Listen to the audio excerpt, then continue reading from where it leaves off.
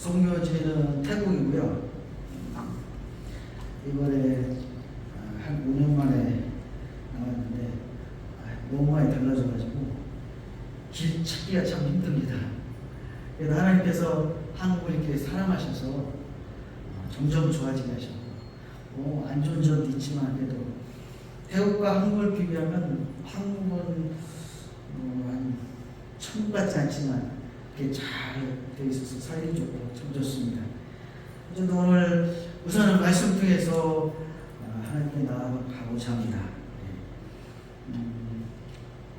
여기 계신 분들은 다 예수를 믿고 또 하나님 자녀라고 자부심을 하는 사람들입니다. 여기 계신 분들 중에 한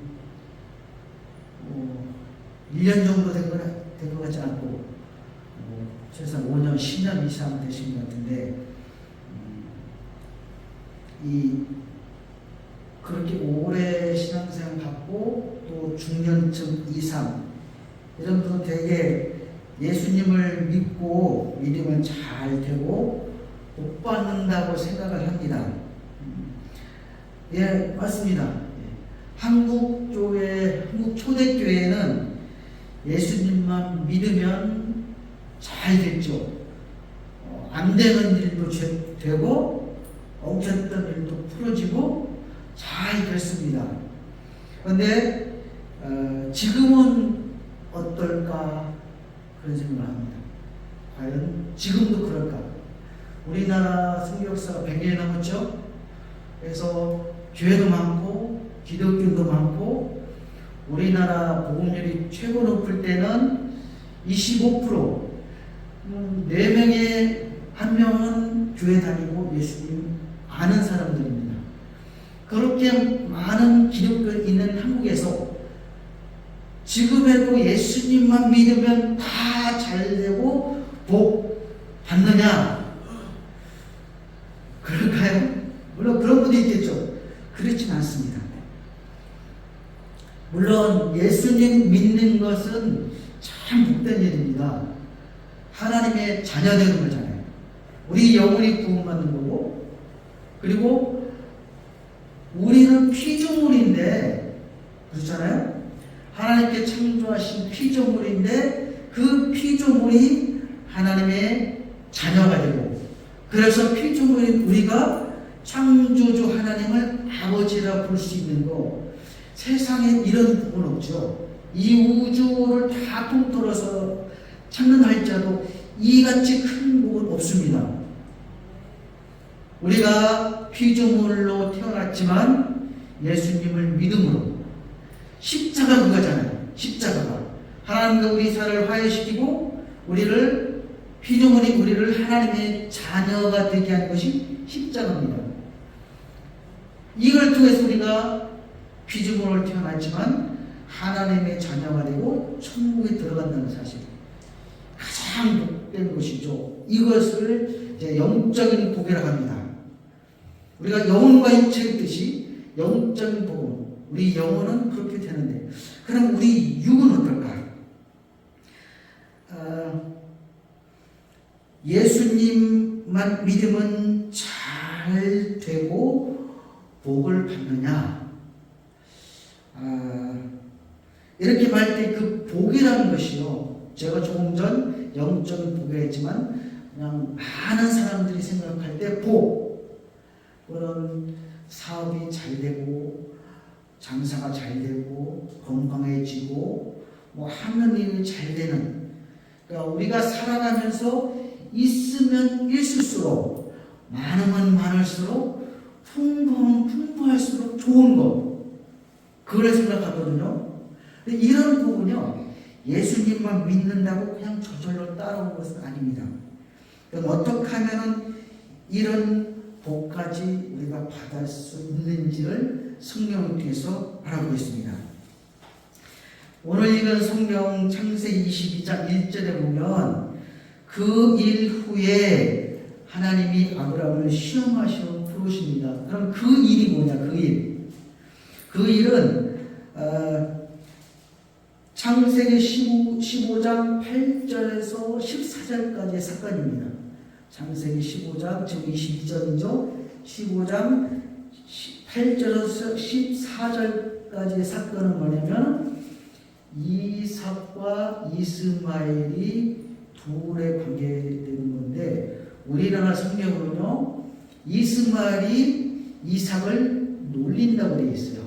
그런데 태국어 성경에 보면 이스마엘이 이삭과 놀고 있다고 되어 있거든요. 뭐 놀리든 놀고 있든 그게 중요한 것이 아니라, 사라가 아브라함의 아내가 누구죠?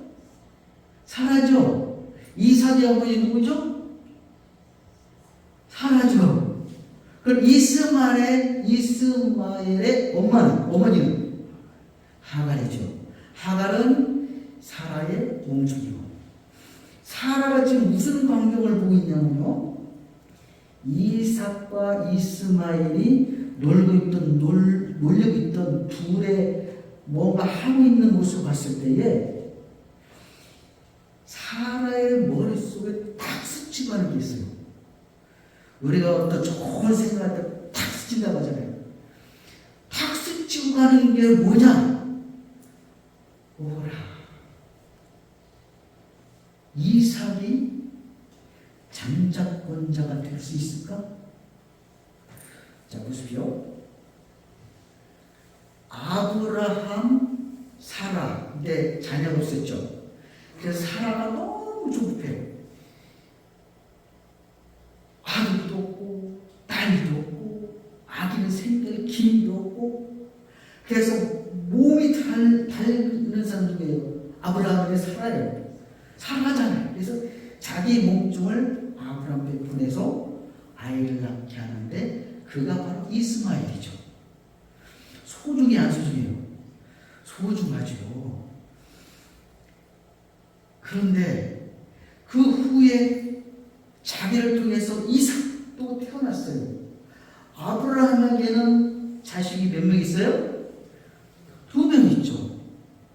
이때 당시에요, 그 당시에 아들은 얼마나 중요하냐면 가장 1순위예요. 가장 1순위. 왜 그러냐? 뭐 때문에? 혈통을 이어가잖아요.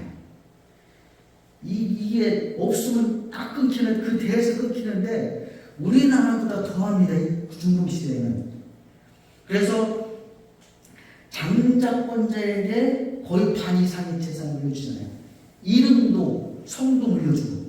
그렇기 때문에 이 장자권자는 굉장히 그 가문을 이어갔기 때문에. 그런데 지금 아브라함에게는 아들이 둘이잖아요. 그러면 아브라함이 있어서 이스마엘이 중요할까요? 안 할까요? 중요합니다. 자, 아브라함의 입장에서는 이삭도 이스마엘도 태어나기 전에요, 하나님께 이제 대화, 기도죠. 대화 시간에 아브라함이 뭐라고 하냐면, 이 다메섹 사람 엘리에셀이 제 후계자입니다. 아브라함에게는요, 종 하인을 후계자로 삼을 판에요. 그런 상황에서 이스마엘 태어나잖아요. 엘리에셀은 아무 상관없어요. 다만 종이에요. 그런데 이스마엘은 몸종을 통해서 태어났지만 누구시에요? 아브라함이시죠. 그러면 아브라함이 이스마엘을 사랑했을까요? 안 했을까요? 예, 사랑했습니다. 이삭도 사랑하지만 이스마엘도 사랑했어요. 근데 중요한 건 누가 먼저 태어났어요? 이스마엘. 우리나라처럼 그 적자, 서자 이런 게 없었어요. 중동시대는. 이스마엘이 어떻게 보면 장자권자거든요. 아브라함이 이스마엘을 세울 수도 있어요. 그래서 사라가 딱 생각한 것이, 이삭이 진정한 장자권자가 될 수 있을까? 왜냐하면 이삭이 이렇게 태어났으니까. 아브라함이 이삭만 사랑한 것도 아니잖아요. 이스마엘도 사랑하고 이삭도 사랑하고. 그래서 이삭이 아브라함이 구하잖아요. 내 쫓아라. 이삭 아브라함이 고민했을까요? 안 했을까요? 생각 어떠세요? 고민했죠. 너무 고민했죠. 아내 사라가 내쫓아라는데도 결단을 못하고 있을 때에 하나님께서 교통정리 하시죠. 하나님이 아브라함에게 이르시되 내 아이나 내 여종으로 말미암아 근심하지 말고 사라가 내게 이른 말을 다 들으라. 이삭에게서 나는 자라야 내 씨라 부를 것임이니라. 그러나 여종의 아들도 내 신이, 그렇죠, 내 신이 내가 그로 한 민족을 이루게 하리라 하신지라. 예, 하나님께서 이삭을 약속하셨죠. 그래서 히브리서에 보면은 약속의 자녀라는 단어가 나오잖아요. 그래서 아브라함은 할발과 이삭을 내보내고 이제 누가 있어요? 이삭만 남았죠. 이삭 딱 하나입니다. 그래서 이삭을 복잡하죠. 혼자 남으니까 하나니까. 그때의 2일 후에, 내보낸 후에 2일 후에 이삭 혼자 남았을 때 하나님께서 아브라함을 부르십니다. 시험하시라고. 뭐라고 부르시냐면 여호와께서 이르시되 내 아들 내 사랑 독자 이삭을 데리고 모리아 땅으로 가서 내가 내게 일러준 한 산 거기서 그를 어떻게 하려? 번제로 드리라. 번제. 이때 당시에는 이제 번제도 예배잖아요. 그 후에 보면은 아브라함 예배라는 단어를 사용하잖아요. 이때 당시에는 번제가 예배입니다. 하나님께서 분명히 말씀하셨어요. 내가 지정한 그곳에 가서 예배를 드리라. 이때 아브라함이 어떻게 행하였는가 참 중요합니다. 첫째, 3절을 보면 우리 3절 다 같이 읽습니다. 3절 시작. 아브라함이 아침에 일찍 일어나 바벨에 안장을 치고 누구와 이스라엘 이삭을 데리고 번제의 나무를 쪼개어 가지고 떠나 하나님이 자기에게 이르시기로 하더니. 예, 아브라함이 공했을까요? 안 했을까요? 했겠죠. 이삭을 번제로 드리라. 이스마엘도 없는 이삭 혼자 남는데 이 이삭을 하나님께로 번제드리라. 하나님께로 가장 사랑하는 가장 귀한 1순위인 이삭을 번제드리니 이삭은 죽어야 되잖아요. 없어지잖아요. 아브라함도 고민했겠죠. 번제를 어떻게 합니까? 가죽 뜨죠. 가죽을 벗기고 내장을 다 드러내고 다 태워 산에 몰려들입니다. 이건 뭐냐면 반드시 죽어야만 되는 겁니다. 죽지 않고는 번제가 이루어질 수 없어요. 이런 가운데 아브라함이 고민했겠죠. 근데 성경은요, 이거에 대해서 이삭을 번제로 드리는 거에 대해서 사라와 뭐 얘기를 나눴다거나 의논했다거나 뭐 이런 게 기록된 것을 저는 찾지를 못했어요. 왜 그랬을까? 사라에게 있어서 이삭은요, 자기 목숨보다 중요합니다. 아브라함도 중요했겠지만 사라에서 아들, 그것도 사라가 몇 세에 낳았어요? 90세. 아브라함은 기가 막힙니다. 잘하십니다. 예. 다 아이를 출산한 기능이 떨어진 후에 논에 난 아들, 어디 내놔도 아깝지 않은, 눈에 넣어도 아깝지 않은 이런 아들이잖아요. 아브라함은요, 믿음이 있습니다.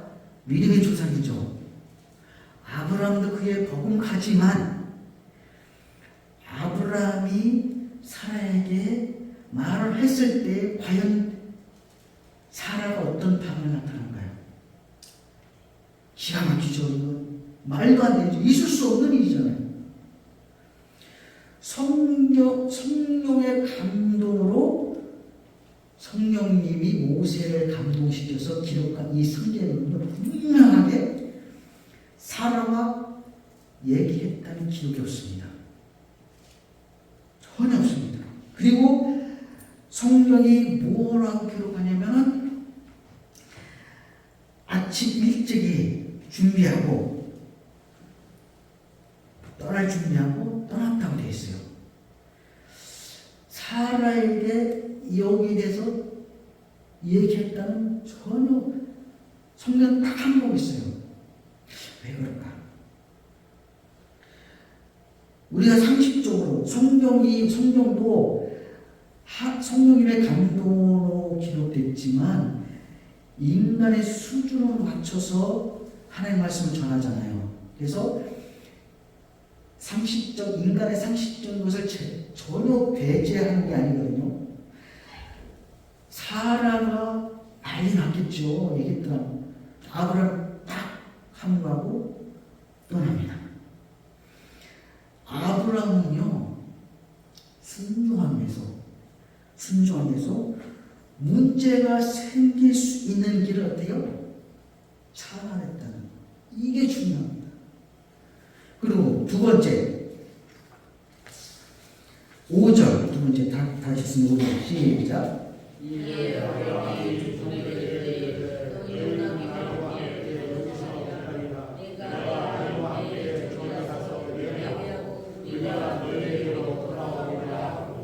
예. 아브라함이 종들을 데리고 쭉 가다가 저 멀리서 보니까 종들을 남겨두고 갔습니다. 우리가 상상해 봅시다. 종들을 같이 올라갔더라면 그럴 수 있잖아요. 상관없잖아요.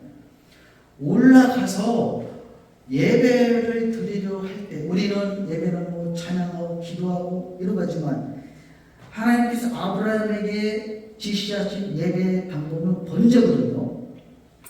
그러면 아브라함이 이삭을 번제로 드리려고 할 때에 이 종들이 건장한 종들 둘이나 되는데 이 종들이 가만히 있었을까요?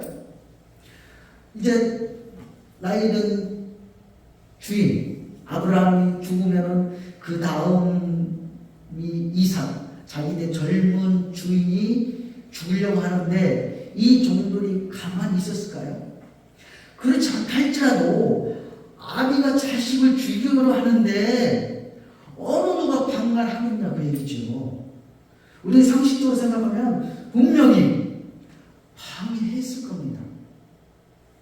칼을 들고 죽이려 하는데 가만히 있을 사람이 없죠. 남이라도 그걸 말리잖아요. 근데 자기 주인이 음악 들었을까 안 들을까 하지만 그런 생각 결도 없이 칼 들고 죽이려 할 때 분명히 이 정도는 방해했을 거라는 얘기죠. 아브라함은 순종하지 못하잖아요. 그래서 아브라함은 순종하기 위해 문제가 생길 수 있는 길을 차단했습니다. 세 번째 7절 8절 다 같이 읽습니다. 시작. 이삭이 그 아버지 아브라함에게 말하되 내 아버지와 그 아들에게 내 아들아 내가 여기 있노라. 이삭이 이르되 그동안 아무도 거기와 어찌하여 내가 어디 있나이까. 아브라함이 이르되 내 아들아 어찌하여 너는 하나님이 자기를 위하여 친히 준비하시라 하고 두 사람이 함께 나아가서. 아멘. 아브라함이 100세에 낳고 사라가 90세에 낳습니다. 그러면 그 23장 1절에 보면 사라의 향년이 127세니까 90세에 이삭을 낳고 127세에 사라가 죽으면 이삭의 나이는 37세죠. 뭐 이렇게 계산하는 것이 맞을 수 있고 안 맞을 수 있습니다. 왜냐하면 성경은 시간 순서대로 기록된 게 아니니까. 그래도 우리가 짐작한 것은 꼭 37세 아니어도 이상은 이런 꼬맹이 아기가 아니라는 얘기입니다. 건장한 청년이 되었다는 것을 짐작할 수 있습니다.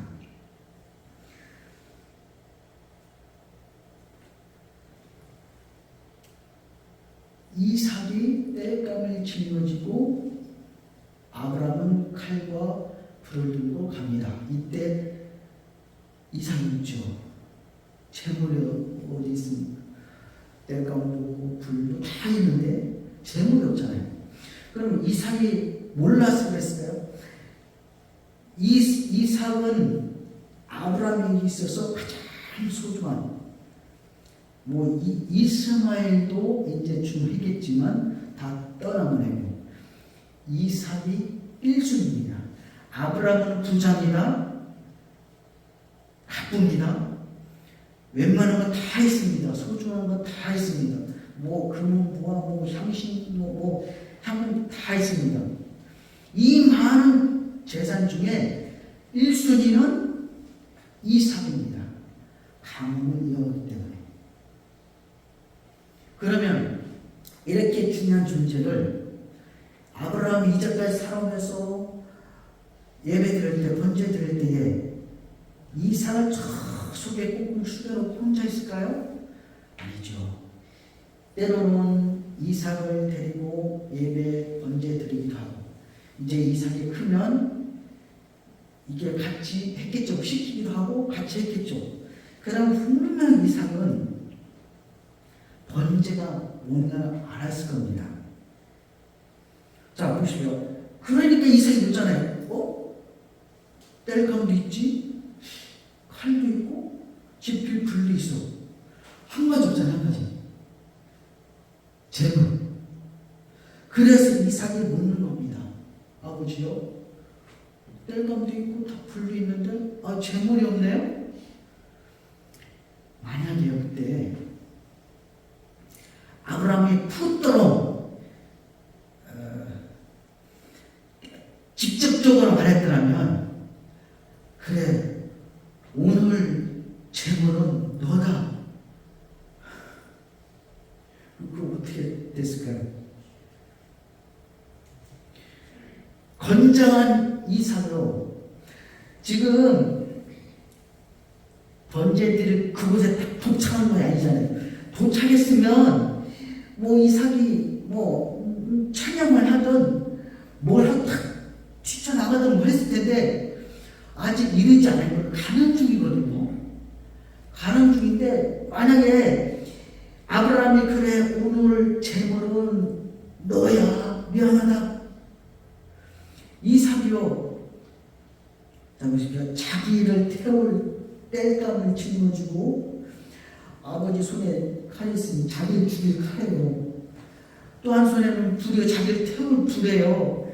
쫓아가면서 칼을 보고 불을 보고 가는데 아무리 믿음 좋은 사람이도 자기가 번제도 되는데 가만히 있을 사람 있을까요?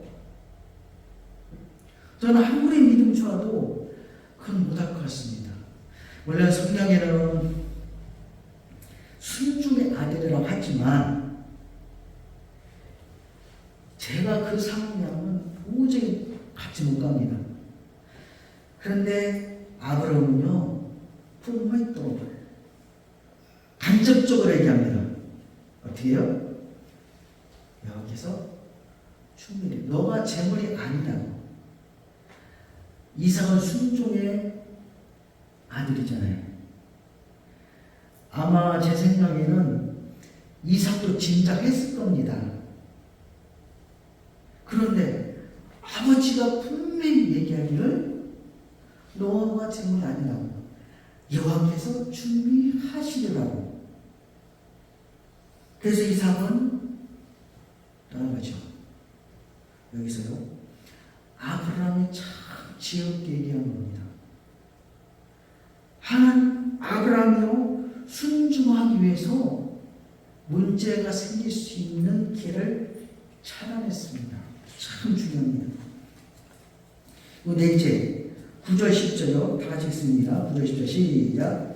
하나님이 그에게 주소서에 이르기라 이에 아브라함이 그곳에 제단을 쌓고 나무를 버려놓고 그의 아들 이삭을 결박하여 제단 위에 내려놓고 손을 들어 칼을 잡고 그 아들을 잡으려 하니. 예, 이겁니다. 이게 절정이라는 거죠. 뭐냐면 이제까지는 다 잘 봤습니다. 이 순간에 아브라함이 번제를 할 모든 준비를 다 끝내고 지금 이삭을 죽여야 되잖아요. 근데 아브라함이 지금 죽이려고 하는 흉내만 내느냐? 흉내만 내고 있느냐? 하나님 척만 하고 있느냐? 그게 아니거든요. 만약에 하나님께서 급하게 부르지 아니했더라면 분명히 아브라함은 이삭을 죽였습니다. 각을 죽여서 각을 두고 번제를 드렸을 거예요. 그래서 하나님께서 급하게 부르시고 아브라함아 아브라함아. 그래서 아브라함이 이삭을 죽이는 그 직전까지 이어서 멈출 수 있었다는 겁니다. 하나님이요 우리의 생각을 모르실까요? 우리의 마음을 모르실까요? 여러분의 신앙은 어떻습니까? 모를까요? 알까요? 다 알죠. 근데 하나님께서 모르시는 것이 하나 있습니다. 사람에 대해서. 사람이 어떻게 결정하고 행동하고 결단하고 행동할지를 모르십니다. 이제까지 신앙생활 한 거하고 좀 틀려요? 하나님은요 우리를 어떻게 만드시냐면 하나님의 형상을 따라 하나님의 모양대로 만드셨어요. 이건 뭐냐면 우리 안에 하나님의 성향, 능력, 하나님의 성품 이것이 스며들었다는 얘기예요. 그래서 우리의 인격체라는 얘기입니다. 인격체는 뭐냐면 우리가 모든 걸 상황 조건이 이뤘을 때 생각하고 판단하고 결정하고 행동할 수 있다는 얘기예요. 하나님께서 우리를 컴퓨터처럼 로봇처럼 만들었다면 매뉴얼대로 행합니다. 어떠한 조건이 있어서도 매뉴얼대로 행한다는 얘기죠. 그런데 사람은 그렇지 않거든요.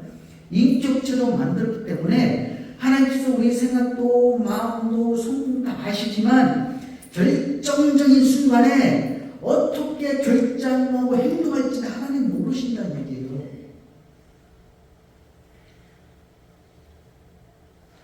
이것이 사람입니다.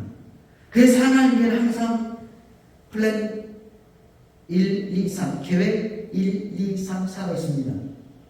하나님께서 이렇게 예상하셨지만 로봇이나 컴퓨터는 예상한 대로 사람이 행합니다. 매뉴얼대로. 하지만 사람이 인격체이기 때문에 결정적인 순간에 어떻게 결정하고 행동할지 하나님도 모르신다는 얘기예요. 하나님 그렇게 우리를 만드셨어요. 그렇게 잘 만드셨다는 얘기죠. 가장 잘 만든 작품으로 아름답다고 하잖아요. 사람이 그렇습니다. 그래서 사람이 아름답다는 얘기예요. 외모나 그런 거 보고 아름답다는 게 아니라 하나님의 모양과 형상 따라 지었기 때문에 인격체를 만들기 때문에 아름답다는 얘기죠. 하나님은 우리의 결정하고 행동을 모르십니다. 그래서 항상 하나님은 계획을 1, 2, 3개 되어 있죠. 저는 그렇게 믿습니다.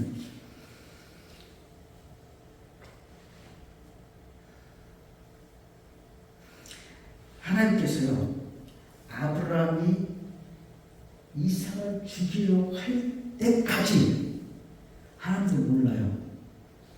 그렇죠. 아이들이 유치원 이 정도 길을 가다가 애들은 불방사만 일어나지 어디 튈 줄 모르잖아요. 중학생들이 중3, 고3 어떤 애는 돌발 일어나잖아요. 그처럼 하나님도 사람이 어떻게 결정적인 순간에 어떻게 결정하고 행동할지를 모르십니다. 그건 믿어도 됩니다. 저는 그렇게 믿어요.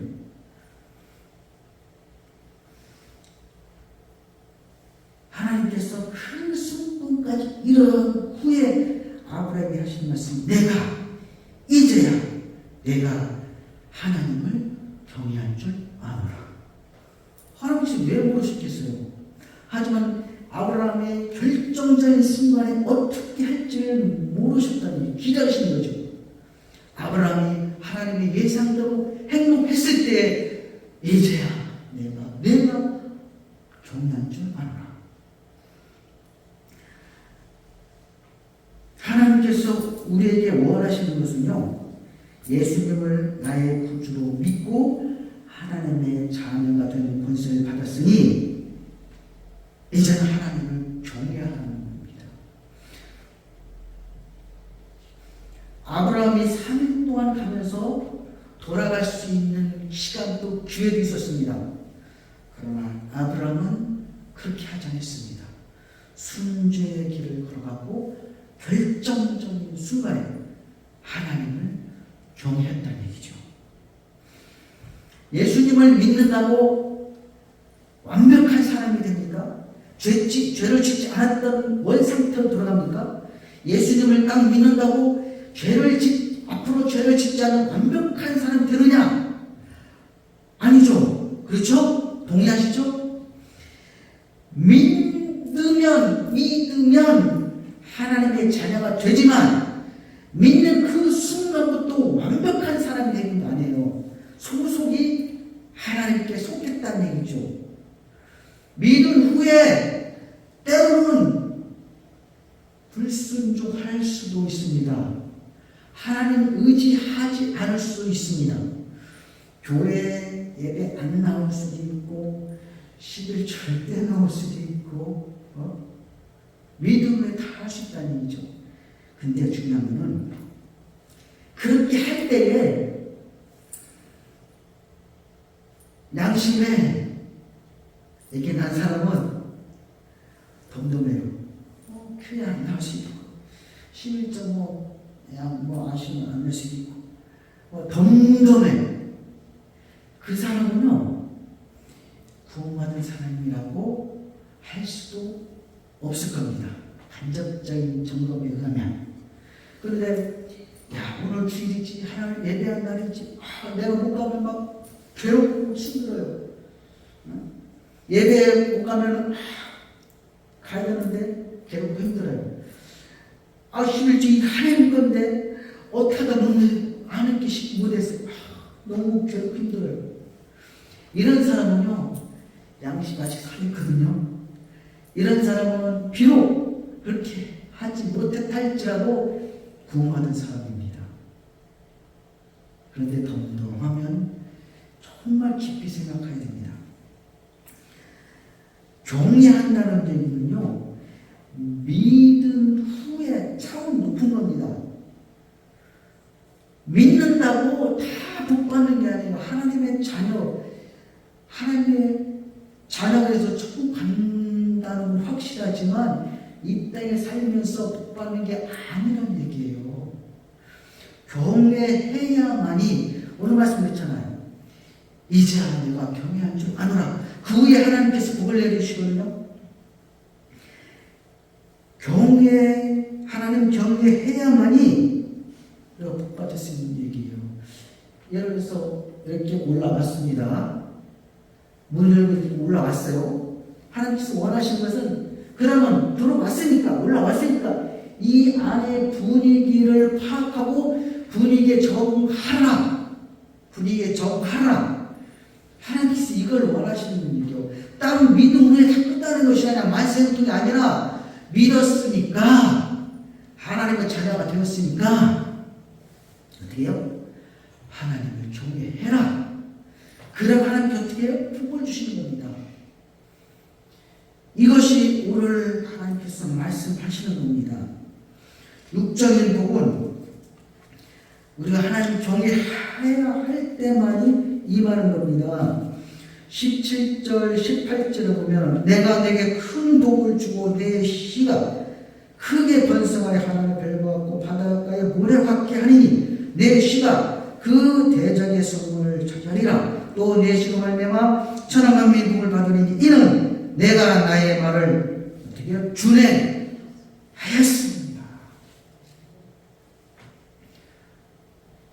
믿은 후에 하나님 경외한다는 게 뭐냐?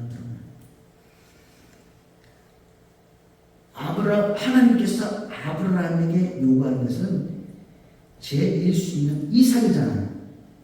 그럼 여기 계신 분들에 있어서 제1 순위는 뭐냐 그거죠. 제1 순위. 아브라함에게서는 이삭이지만 여기 계신 분들에게는 1순위는 뭐냐? 하나님께서 말씀하십니다. 죄를 지켜라. 하나님께 11조를 드려라. 뭐 어떤 기도를 하라. 하나님께서 감동하실 겁니다. 하나님께서 육성으로 말씀하실 수 있겠지만 오늘날은 참 이게 전혀 없는 건 아닌데 희박하거든요. 예배를 듣다가 설교를 듣다가 성경을 보다가 뭘 하다가 감동되는 것.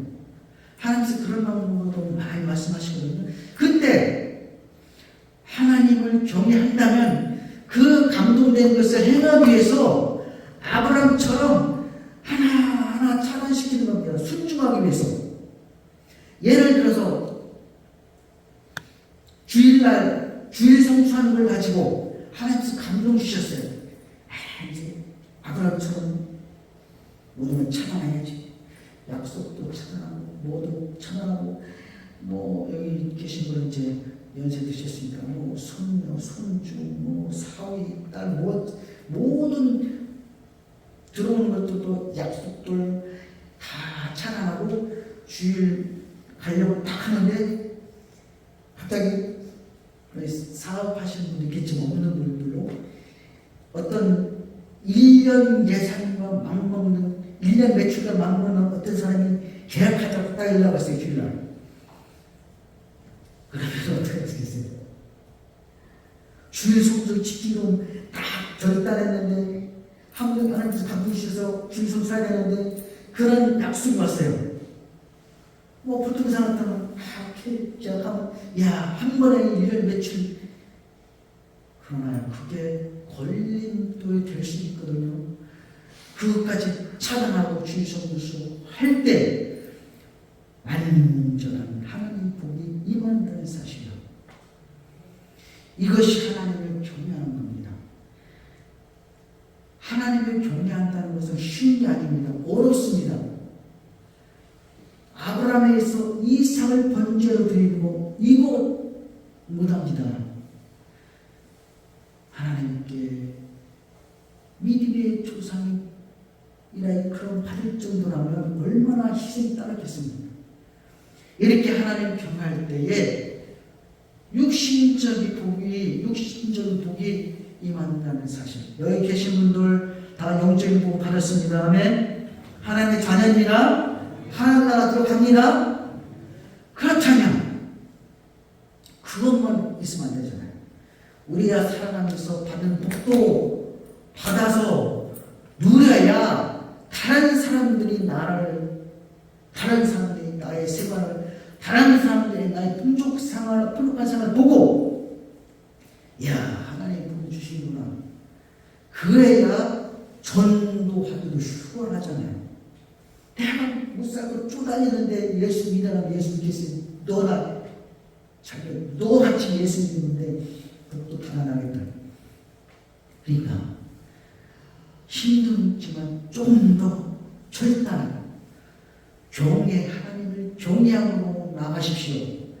그럴 때 하나님은 복이 임하고 그 복을 받아 누리는 삶을 통해서 보다 넓은 전도의 문이 열릴 줄 믿습니다. 기도하겠습니다.